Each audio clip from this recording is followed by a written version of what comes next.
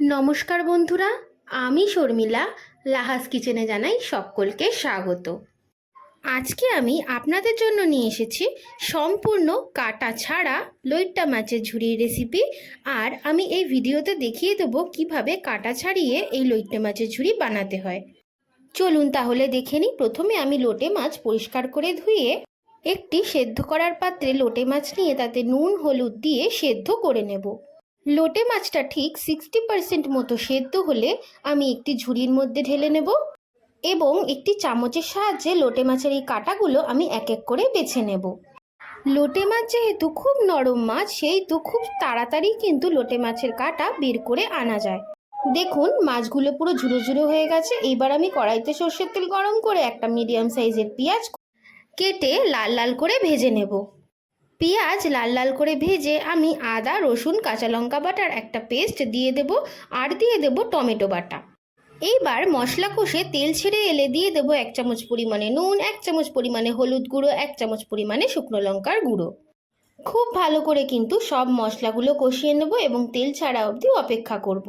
এইবার দিয়ে দেব, মশলা যাতে না কষে যায় তার জন্য একটুখানি জল, আর দেব আগে থেকে সিদ্ধ করা কাটা ছাড়িয়ে রাখা লইট্টা মাছ। এবার লোটে মাছ দিয়েও কিন্তু খুব ভালো করে নাড়াচাড়া করে নেব এবং তেল ছাড়া অবধি অপেক্ষা করব এবং সমানে কষিয়ে যাব। যতক্ষণ না সম্পূর্ণ কষে যাচ্ছে এবং সাইড থেকে তেল ছেড়ে আসছে ততক্ষণ কষিয়ে যাব এবং নামানোর আগে উপর থেকে ধনেপাতা কুচি দিয়ে দেব। ধনেপাতা কুচি দেওয়ার পর গরম গরম সার্ভ করব লইট্টা ঝুড়ি। গরম গরম ভাতের সাথে এই লইট্টা ঝুড়ি খেতে কিন্তু দারুণ লাগে।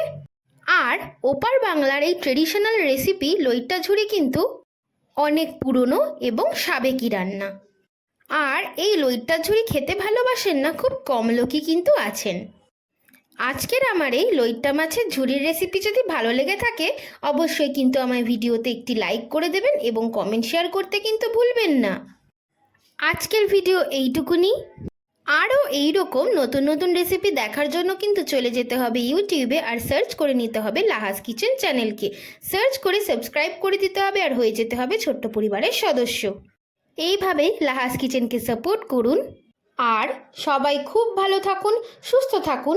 দেখা হচ্ছে আর একটি নতুন রেসিপি নিয়ে। আজকের মতো এইটুকুই। টাটা।